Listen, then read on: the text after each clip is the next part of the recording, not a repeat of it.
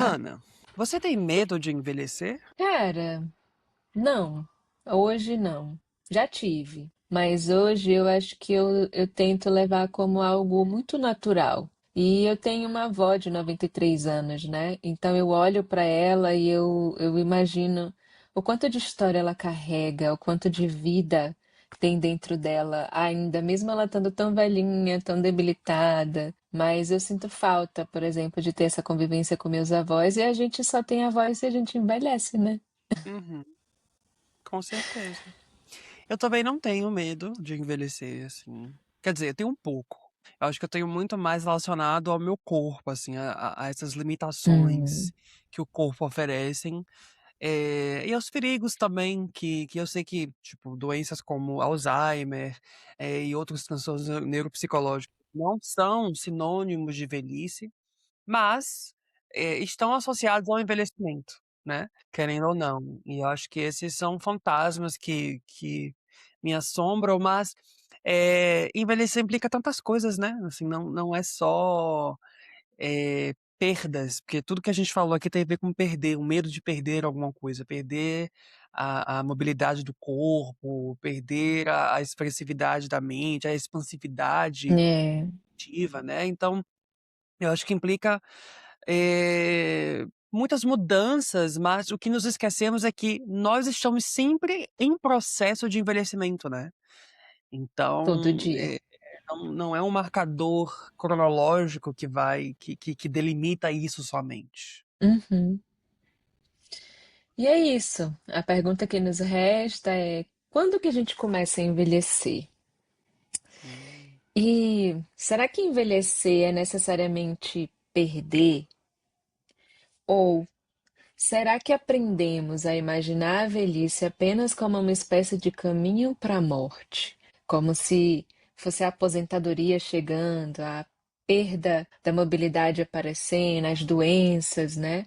Às vezes a gente tende a relacionar a velhice com muita dor, com muito Uhum. sofrimento. É uma boa pergunta. E aí, bora elaborar? Ana,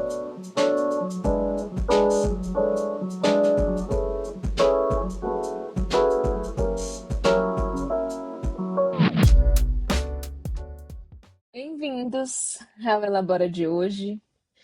O nosso papo, o nosso assunto é sobre envelhecimento. Eu sou hum, Hanna Silva, psicóloga aqui da Yumi. eu sou Ezequias Alves, neuropsicólogo aqui na Yumi, e hoje a gente quer começar com uma provocação. Por que que envelhecer parece tão próximo da ideia de morte ou da ideia de morrer? No romance A Segunda Morte de Roberto Tadei, acompanhamos Gustavo, que é um homem de quase 80 anos, que simplesmente abandona sua vida e vai viver uma vida mais litorânea no interior. E o que é mais interessante nesse romance é que ele coloca o personagem diante do próprio declínio físico, de Sim, questões como a solidão na velhice, né, as perdas, as relações que ficaram para trás é, e principalmente a consciência da finitude. Então, quando ele percebe que chegou essa fase, né, os 80 anos, a minha velhice, todas essas questões começam a se tornar cada vez mais frequentes e presentes na vida dele e ele passa a associar a sua vida a essa constante iminência da morte. Então, eu posso morrer amanhã, né.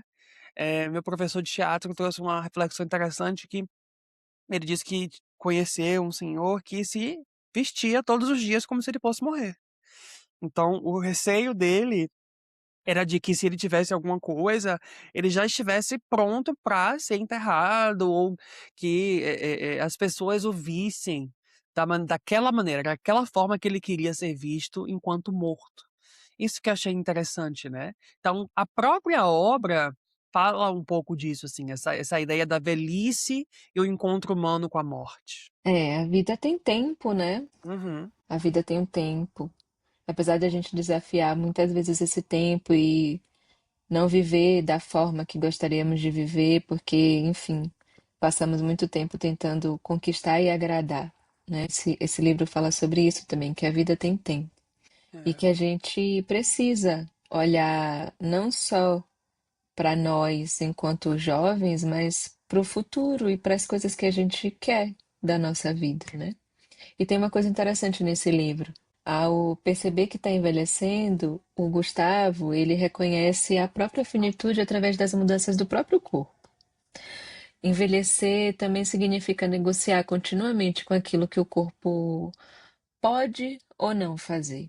E a gente vai Sim. envelhecendo e vai percebendo, né, que vai perdendo colágeno, vai perdendo mobilidade, vai perdendo algumas funções, o trabalho vai ficando mais exaustivo, e isso faz parte do processo do envelhecimento. Pois é, então quando a gente pensa numa pessoa idosa, eh, atrelamos logo essa noção de dependência, justamente por essas É, limitações que se apresentam no corpo.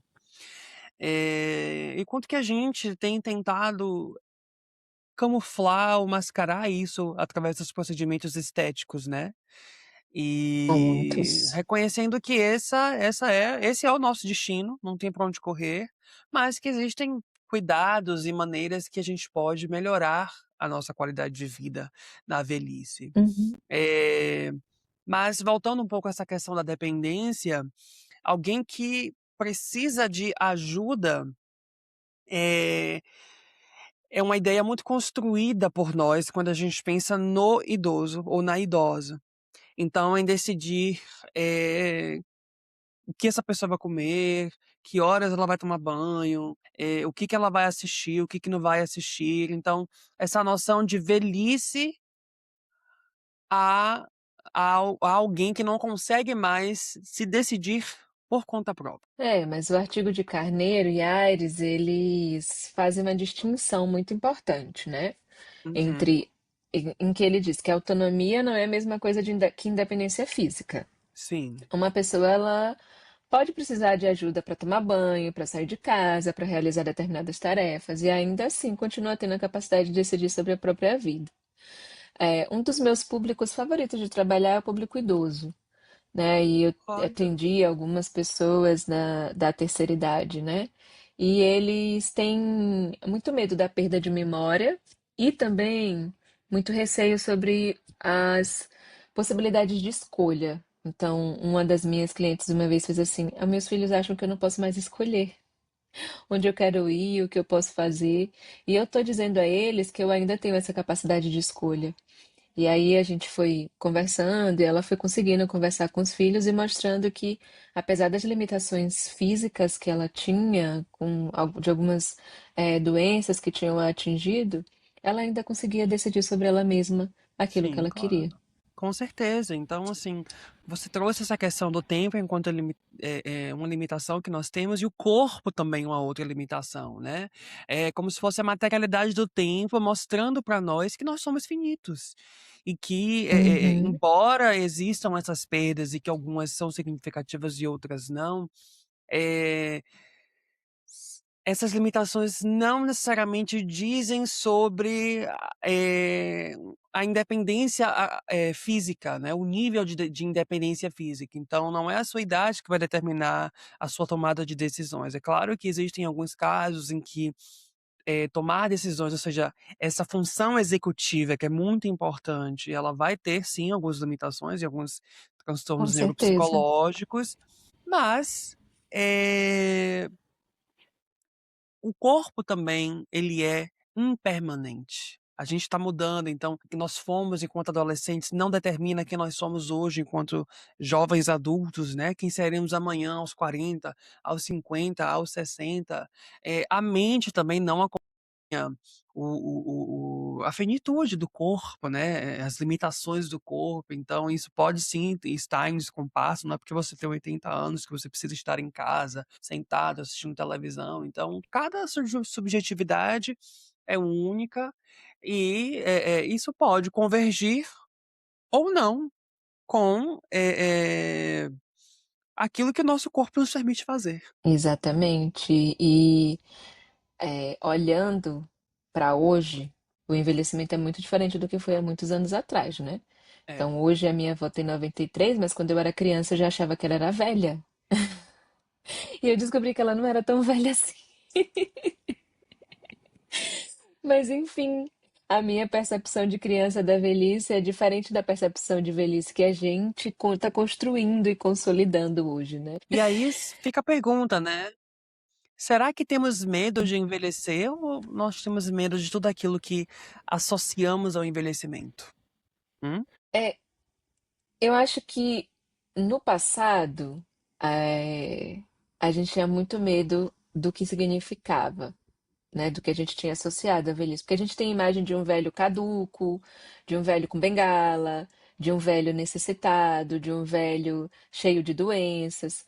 E hoje, com a modernidade, com a contemporaneidade, a gente tem jovens se preocupando cada vez mais com o autocuidado do corpo e da mente, Sim. né? E tem muitos idosos hoje de 70, 80 anos que estão fazendo atividade física, competindo em alguns esportes. Então, acho que quando a gente fala da população idosa, a gente está falando de uma população muito diversa, né? É Sim. uma parcela importante das pessoas que estão chegando na velhice, a velhice que pertence à geração baby boomer. Isso, esse recorte geracional é importante porque isso diz muito também sobre como cada geração vai envelhecer. O artigo de Jeane Lima Silva Carneiro e de José Ricardo Aires é intitulado Saúde do Idoso e Atenção Primária, Autonomia, Vulnerabilidades e os Desejos do Cuidado. Então, eles vão justamente se perguntar como que o idoso envelhece e o que ele consegue fazer sozinho. Então, eles vão justamente questionar essa ideia de autonomia, né? E aí, eles entrevistaram 8 Uhum, idosos e 16 profissionais de saúde em uma unidade básica de saúde de São Paulo. E a pergunta que eles fizeram a esses participantes, né, do estudo foi: o idoso consegue fazer tudo sozinho? É, e os problemas encontrados no estudo não são apenas físicos, né?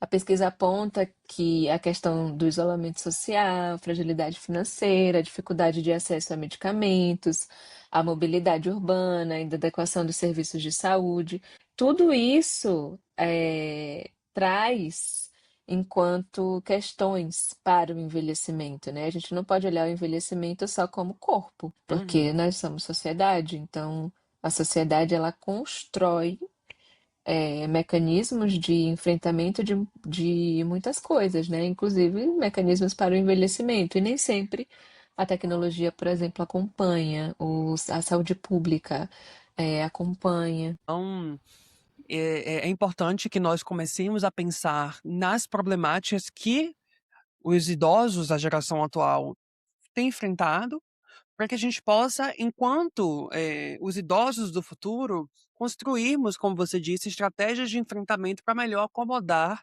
esses desafios que já são, por si só, característicos da velhice. Né? Então, agora a gente vai Uhum, inverter um pouco a discussão aqui. A gente não vai falar de quem já envelheceu, dos boomers, né? Mas de quem já está longe, ainda está um pouco longe, né? Pelo menos cronologicamente, da sim. velhice. Então, como é que será que as gerações atuais, os jovens, né, da geração Y, os millennials e os da geração Z, se imaginam envelhecer? É muito interessante fazer essa inversão, né? Porque, como eu disse, quando eu penso na minha avó, quando eu era criança, eu achava que ela era muito velha. Descobri que ela não era. E eu acho que os jovens, as crianças de hoje, olham pra gente como muito velho e a gente não acha que é velho. É, pois é. E isso é muito engraçado, né? As questões geracionais. E aí, a pesquisa da Jéssica Santos Filadélfia Adriana Silva. Ela intitula A Percepção do Adulto Jovem sobre o Envelhecer.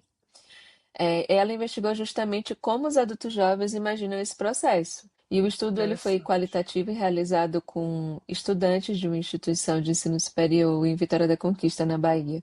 E a maioria dos participantes pensava que o envelhecimento principalmente se dava pelo aspecto biológico e cronológico, né? Mas se a gente pensa na geração de hoje, e quanto mais jovem a geração, acho que mais cedo eles estão pensando no processo de envelhecimento. Parece que cada vez mais a preocupação dos jovens fica mais latente sobre o envelhecimento. Eu Eu acho acho que a isso bem gente ansioso e preocupante. concorda em partes, mas também eu acho que isso revela como que nós temos desviado um pouco a nossa atenção para o processo do envelhecimento como algo futuro. E entendido Isso. que o nosso corpo, e Freud já falava isso, né, que uma das principais causas de sofrimento psíquico é justamente o nosso corpo. O nosso corpo, ele já revela as marcas do envelhecimento todos os dias. Então não precisa você chegar aos 80, aos 90 anos para, perceber isso, né. Então, esses cuidados também se referem a não só uma antecipação, mas um desejo de uma melhor qualidade de vida quando de fato, é o que a gente imagina, porque nunca sabemos como vai ser, mas quando de fato esses desafios começarem a surgir, né. Eh, Uhum. Nesse estudo, os participantes também falaram sobre outros problemas que eles imaginam, né, em relação à velhice. Então, o medo de perder a memória, como é que vai ser quando eles amadurecerem. Trouxeram questões positivas também, que acho que é algo que a gente tem, eh, perdido um pouco enquanto sociedade, que é atrelar a ideia da idade à experiência, né, a ter mais confiança, a ter mais credibilidade. Então, assim, a gente tem medo das marcas do tempo, mas também a gente quer aprender aquilo que o tempo tem para nos ensinar, né.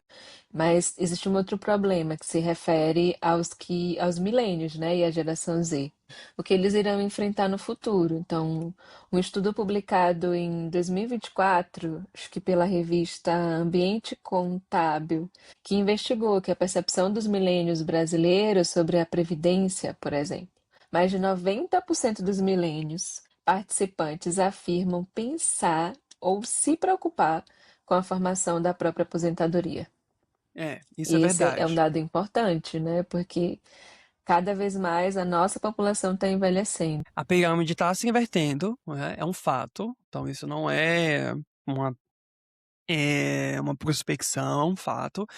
Eu Hum, conversei com a minha professora, da pós-graduação, ela é doutoranda em estudos sobre envelhecimento, a professora Érica Okama, e eu perguntei justamente sobre isso, né, sobre o que que ela imagina que será, os desafios para a minha geração em específico, os milênios/geração Z. E ela confirmou uhum, que, existe mesmo essa não é deixou de ser uma possibilidade, passa a ser uma expectativa de que a nossa geração tenha dificuldades para se aposentar, justamente porque, sim, como vai haver essa inversão, como já está havendo essa inversão da pirâmide, ou seja, a gente tem mais idosos do que jovens, logo não tem dinheiro suficiente nos cofres públicos para a previdência social, né. Nesse mesmo estudo da revista Ambiente Contábil, 71% dos millennials acreditam que não conseguirão se aposentar confortavelmente no futuro. O que que a gente está fazendo agora? Previdência privada, né. Então, assim, é, sempre haverá desafios e a gente precisa ser maleável o suficiente para nos adaptarmos a eles. Então a pergunta que fica para é, nós jovens é: que tipo de velhice está sendo apresentada para quem ainda é jovem? E como a gente tem se preparado para ela? isso é engraçado, sabe por quê? Esses dias eu entrei no meu aplicativo do INSS, né? Que eu fiz assim, ai, por curiosidade, deixa eu ver quantos anos faltam para me aposentar. Hum, eu nem perco meu tempo olhando isso. Mas eu fiquei curiosa. Aí eu descobri que ainda faltam muitos anos e que eu não sei se eu vou chegar lá. Mas assim, é sobre isso que a gente está falando, né? O envelhecimento ele vai chegar, é importante que chegue, mas a gente se preocupa enquanto milênios ainda com relação à aposentadoria. E é uma preocupação que a gente precisa ter mesmo, Com né? certeza. É, e então é preciso começar a pensar em como queremos envelhecer em diversos aspectos: financeiro, social, afetivo e também relacional. A velhice não começa quando a gente chegou aos 60, 70, 80 anos, a gente já discutiu isso aqui, né. Então ela começa muito antes e é consequência das escolhas que nós fazemos ao longo da nossa vida. Não só na juventude, né, desde a infância isso já tem sido construído, né, e você vai construir ao longo da sua vida. Então, assim, ela envolve trabalho, a gente tem aí muitas doenças Ma- relacionadas a trabalho hoje em dia, como a nossa geração tem estado cada vez mais esgotada, como a geração Z tem questionado cada vez mais, esses modos, de produtividade, de superprodutividade que tem afetado as relações trabalhistas, né? É, Uhum. essa epidemia de solidão também que tem nos acometido. A gente sabe que existem muitas doenças, inclusive declínio cognitivo, associados ao isolamento e à solidão. É, ao Sim, dinheiro, a gente já falou sobre isso, né? A construção familiar, nossa geração mudou totalmente a forma de se relacionar. A gente hoje não se sente mais completamente. obrigado a casar, constituir família. Essa é uma prioridade que está em segundo plano para nós, né? Porque a crise financeira ela é muito mais evidente, ela é muito mais grave do Gritante. que procurar casar e ter filhos hoje em dia, né? É isso mesmo. E também o sentido que nós damos, além disso, né? O cuidado com o corpo e os sentidos que nós damos ao que fazemos com o nosso tempo. Isso mesmo. E aí, pensando em tudo isso que a gente falou hoje, eu queria saber de vocês. Como é que você imagina que vai ser o seu envelhecimento? Quais desafios você acredita que vai enfrentar? O que que você está fazendo hoje para tentar superar esses desafios? E aí, esse foi mais um Elabora de hoje. Até mais! Até mais. Tchau, tchau.